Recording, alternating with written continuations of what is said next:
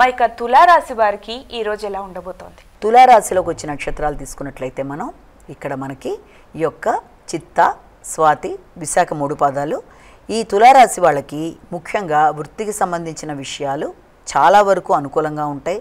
మీ యొక్క కుటుంబ సభ్యుల సహకారం బాగుంటుంది. భాగస్వామి వ్యవహారాలు అనుకూలంగా ఉంటాయి. జీవిత భాగస్వామికి కూడా గుర్తింపు, గౌరవం అనేది లభిస్తుంది. వ్యాపార విస్తరణ మీద అధికంగా కృషి చేస్తారు. మైత్రి బంధాలు బలపడతాయి. కొత్త వ్యక్తుల్ని కలుస్తారు. వ్యాపారాన్ని అభివృద్ధి పరుచుకునే దిశగా ఎక్కువ ప్రయత్నాలు చేస్తారు. వృత్తికి సంబంధించి నూతన విషయాలని సేకరిస్తారు. వృశ్చిక రాశి.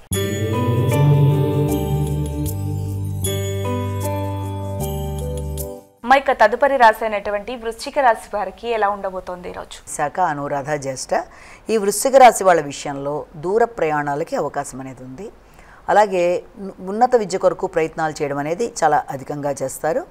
ఆ నేపథ్యంలో మీ మీద మీకు శ్రద్ధ, అలాగే పోటీలలో పాల్గొనడానికి ఎక్కువ కృషి చేయడం, కొత్త నైపుణ్యాలను పెంచుకోవడం, శత్రువుల మీద విజయం సాధించడం, ఆరోగ్యాన్ని, రోగనిరోధక శక్తిని పెంచుకునే దిశగా ఆలోచనలు చేయడం, పెద్దల సహకారాన్ని తీసుకుంటూ ముందుకు వెళ్ళడం, ఆర్థిక సంబంధమైన విషయాలు చాలా వరకు అనుకూలంగా ఉండడం మొదలైన వాటికి ఆస్కారం ఉంది. ధనస్సు రాశి.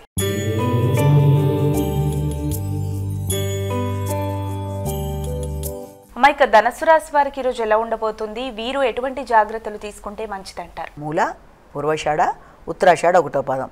ధనస్సు రాశి వాళ్ళు ముఖ్యంగా వ్యక్తిగత ఆరోగ్య విషయంలో, ఆకస్మిక ఖర్చుల విషయంలో, మానసిక అలజడి మొదలైన వాటిల్లో తగిన విధంగా జాగ్రత్త తీసుకుంటూ ముందుకు వెళ్ళాలి.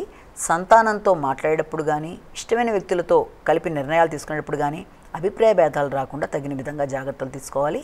సంతానమునకు విదేశీ విద్య కొరకు ప్రయత్నాల్లో కానీ, వారి కొరకు చేసే ఖర్చుల విషయంలో కానీ, వాళ్ళ ఆర్థిక ఆరోగ్య విషయంలో చేసే ఖర్చుల విషయంలో కానీ ఎక్కువ ఈ రోజున శ్రద్ధ చూపిస్తారు. అలాగే ఆకస్మికంగా వ్యక్తులతో, అంటే మీ మాటలు అవతల మాటలు రెండు సమానంగా లేకపోవడం వల్ల సమన్వయపరుచుకునే ధోరణిలో కొంత ఘర్షణకి అవకాశం ఉంది కనుక ఆ విషయంలో తగిన విధంగా జాగ్రత్తలు తీసుకుంటూ, ఆలోచిస్తూ, మాట్లాడుతూ, ఆచితూచి నిర్ణయాలు తీసుకుంటూ, అది పెట్టుబడులు కానీ, లేకపోతే సంతానం యొక్క అభివృద్ధి విషయంలో కానీ, ఇష్టపడిన వ్యక్తులతో అండర్స్టాండింగ్ విషయాల్లో కానీ జాగ్రత్తలు తీసుకోవాలి.